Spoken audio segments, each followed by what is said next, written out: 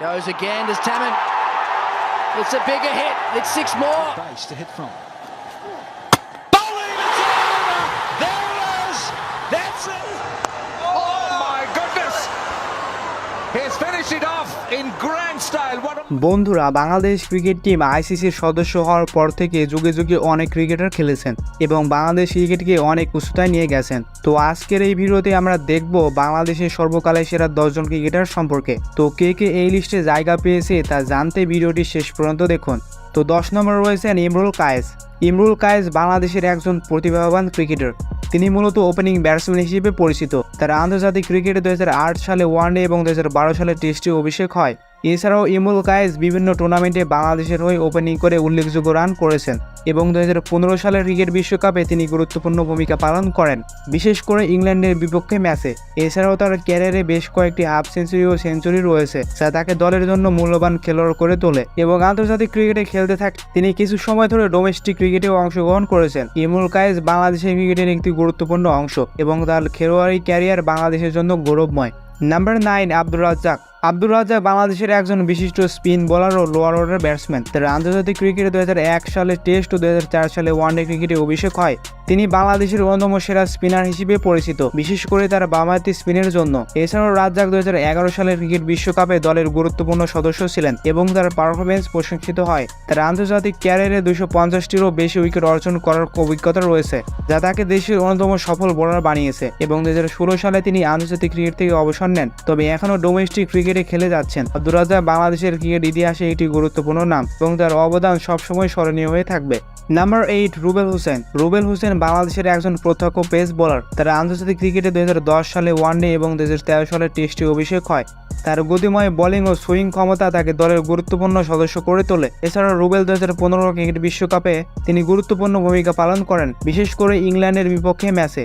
এছাড়াও তিনি বিভিন্ন ফরম্যাটে ভালো পারফরমেন্সের জন্য পরিচিত, বিশেষ করে সীমিত ওভারের ক্রিকেটে। এছাড়াও জানলে অবাক হবেন, কিছু সময় ইনজুরির কারণে মাঠের বাইরে থাকার পর তিনি আবারও দলে ফিরে এসেছিলেন এবং রুবেল হোসেন বাংলাদেশের ক্রিকেটের গুরুত্বপূর্ণ অংশ এবং তার ক্যারিয়ার বাংলাদেশের পেস বোলিং এর উন্নয়নে অবদান রেখেছে। নাম্বার 7, মোহাম্মদ রফিক। মোহাম্মদ রফিক বাংলাদেশের প্রথম সারির স্পিনারদের মধ্যে একজন। তার আন্তর্জাতিক ক্রিকেটে অভিষেক ঘটে 1995 সালে এবং রফিক 1995 সালে টেস্ট ও 1997 সালে ওয়ানডে খেলতে শুরু করেন। এছাড়াও তিনি একাধিক আন্তর্জাতিক ম্যাচে গুরুত্বপূর্ণ ভূমিকা পালন করেন, বিশেষ করে স্পিন বোলিংয়ে। আরও জানলে অবাক হবে, 2003 সালের বিশ্বকাপে তার পারফরমেন্স ছিল উল্লেখযোগ্য এবং আন্তর্জাতিক ক্রিকেট থেকে অবসর নেওয়ার পর রফিক ডোমেস্টিক ক্রিকেটে দলের নেতৃত্ব দিয়েছেন এবং 2006 সালে তিনি আন্তর্জাতিক ক্রিকেট থেকে অবসর নেন, কিন্তু তার অবদান বাংলাদেশ ক্রিকেটে সবসময় স্মরণীয় হয়ে থাকবে এবং মোহাম্মদ রফিক বাংলাদেশ ক্রিকেট ইতিহাসে একটি গুরুত্বপূর্ণ নাম। নাম্বার 6, মাহমুদুল্লাহ রিয়াদ। মাহমুদুল্লাহ রিয়াদ বাংলাদেশের একজন সফল ক্রিকেটার। 2007 সালে আন্তর্জাতিক ক্রিকেটে অভিষেক ঘটে তার। তিনি মূলত মিডল অর্ডার ব্যাটসম্যান এবং অকেশনাল অফ স্পিনার হিসেবে পরিচিত। রিয়াদ বাংলাদেশের একাধিক গুরুত্বপূর্ণ ম্যাচে কীর্তি করেছেন, বিশেষ করে 2015 সালের বিশ্বকাপে তার অসাধারণ পারফরমেন্স অনেককে মুগ্ধ করে। এছাড়াও 2017 সালে চ্যাম্পিয়ন ট্রফিতে দারুণ খেলেছিলেন তিনি এবং রিয়াদের আন্তর্জাতিক ক্যারিয়ারে বেশ কিছু উল্লেখযোগ্য অর্জন রয়েছে। একদিনের ক্রিকেটে সেঞ্চুরি ও হাফ সেঞ্চুরির সংখ্যা, টেস্ট ও টি20 ক্রিকেটেও তার সাফল্য, 2018 সালে এশিয়া কাপের মতো টুর্নামেন্টে তার অন্যান্য ভূমিকা এবং মাহমুদুল্লাহ রিয়াদের ক্যারিয়ার বাংলাদেশ ক্রিকেট ইতিহাসে একটি গুরুত্বপূর্ণ অধ্যায় হয়ে থাকবে। নাম্বার 5, মোহাম্মদ আশরাফুল। মোহাম্মদ আশরাফুল বাংলাদেশের প্রথম টেস্ট ক্রিকেটার এবং দেশের অন্যতম প্রতিযোগিতা ব্যাটসম্যান। তার আন্তর্জাতিক ক্রিকেটে 2001 সালে টেস্ট এবং 2003 সালে ওয়ানডেতে অভিষেক হয় এবং তারপরে তিনি দ্রুতই দলের গুরুত্বপূর্ণ সদস্য হয়ে ওঠেন। এছাড়াও 2005 সালে অস্ট্রেলিয়ার বিপক্ষে তার 100 রানের ইনিংস ছিল বাংলাদেশের প্রথম সেঞ্চুরি, যা আন্তর্জাতিক ক্রিকেটে একটি মাইল ফলক।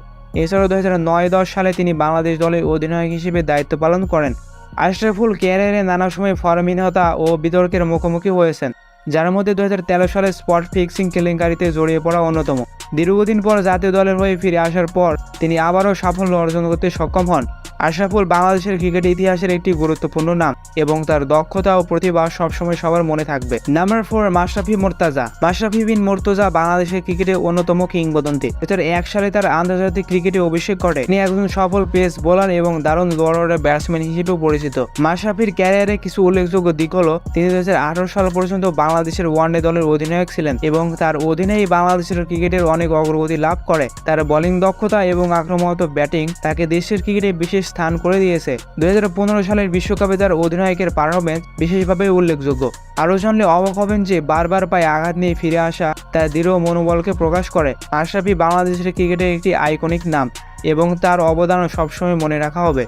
নাম্বার 3, মুশফিকুর রহিম। মুশফিকুর রহিম বাংলাদেশের একজন প্রত্যক্ষ ক্রিকেটার এবং উইকেট কিপার ব্যাটসম্যান। মুশফিক 2006 সালে আন্তর্জাতিক ক্রিকেটে অভিষেক করেন। এছাড়াও তিনি টেস্ট ক্রিকেটে বাংলাদেশের প্রথম উইকেট কিপার হিসেবে ডাবল সেঞ্চুরি করেছেন এবং একাধিক ওয়ানডে ও টেস্টে তার শতক ও অর্ধশতক রয়েছে, যা তাকে দলের মূল স্তম্ভ করে তোলে। মুশফিক কিছু সময় বাংলাদেশ জাতীয় দলের অধিনায়ক হিসেবে দায়িত্ব পালন করেছেন, যেখানে তিনি গুরুত্বপূর্ণ নেতৃত্ব দিয়েছেন। মুশফিক বিভিন্ন বিশ্বকাপে বাংলাদেশের প্রতিনিধিত্ব করেছেন এবং তার পারফরম্যান্স বাংলাদেশের সাফল্যে গুরুত্বপূর্ণ ভূমিকা রেখেছে। তিনি বাংলাদেশের ইতিহাসের অন্যতম সেরা ব্যাটসম্যান হিসেবে পরিচিত এবং তার কৃতিত্বের জন্য বিভিন্ন পুরস্কার জয় করেছেন তিনি।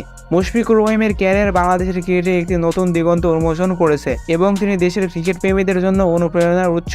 নাম্বার 2, তামিম ইকবাল। তামিম ইকবাল বাংলাদেশের একজন প্রত্যক্ষ ক্রিকেটার এবং ওপেনিং ব্যাটসম্যান এবং তার ক্রিকেট ক্যারিয়ার বেশ সাফল্য উল্লেখযোগ্য।